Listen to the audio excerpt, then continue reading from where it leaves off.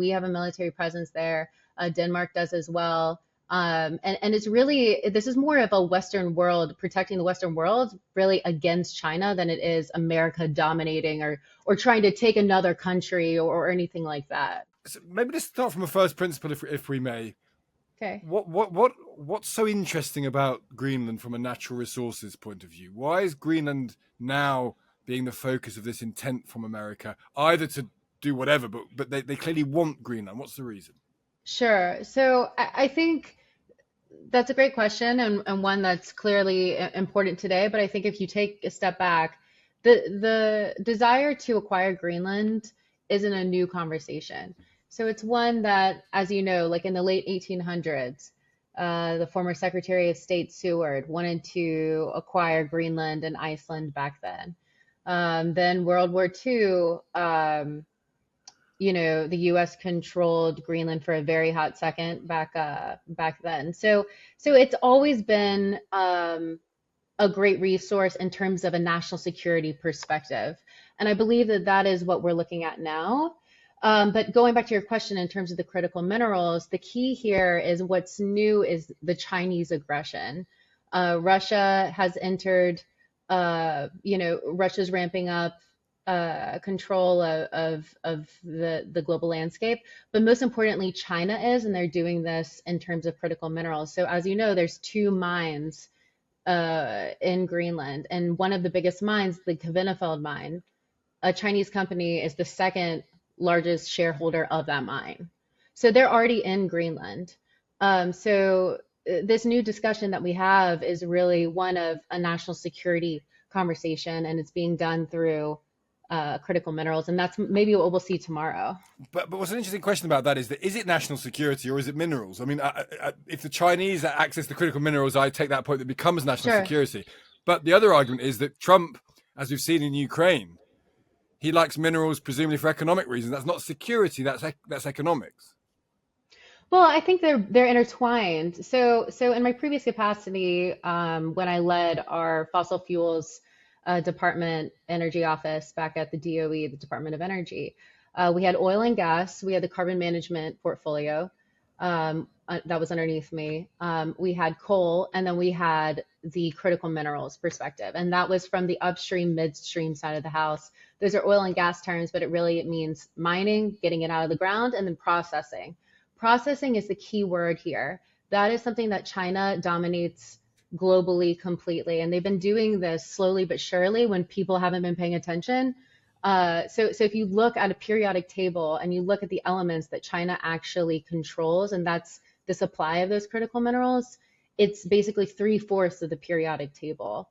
And that's concerning because those critical minerals are obviously in the weapons that not only the US uses, but the UK uses as well.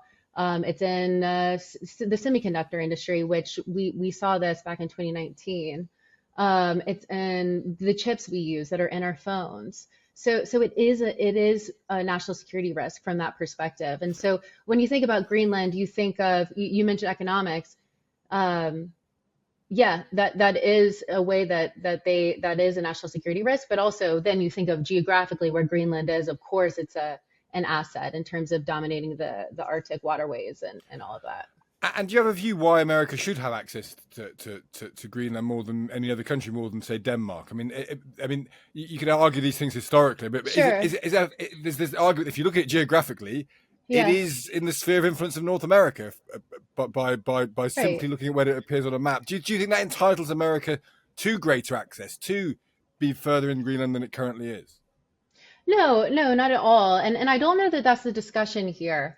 It's a bit easy to maybe think that just due to the fact that the president has a very distinct way of delivering That's one way of a putting it. conversation sometimes.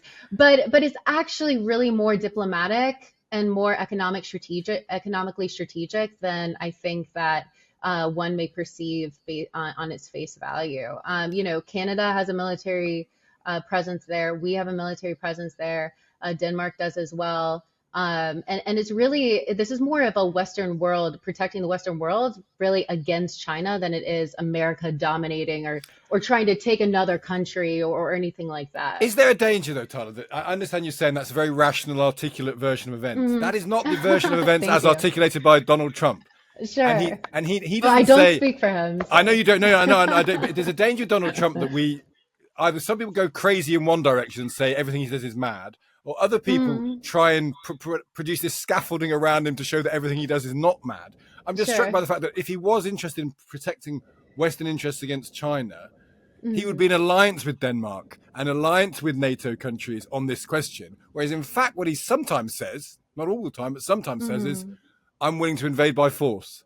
And therefore, that's not about protecting. That's not about all clubbing together for the greater mm. good. That's about America wanting to take something because they want it. That seems to be the Yeah, tension in all of this. yeah, but I think that's still perception, and that's not me defending him or defending an administration or over the other. That's it's literally, I mean, if you look at the facts and you look at what's happening in the world today, and you see, the conversation that Secretary Rubio may have with Denmark tomorrow, it's going to be one of it's going to be a deal, and a deal in the fact that it's an economic partnership. And it's one that the citizens of Greenland can benefit from as well, as those are their resources. They're not our resources. So, do you think this is how this ends? That ultimately, this is a deal that's done that gives America greater access to these critical minerals, uh, and that's where it stops before I any think talk of it's invasion?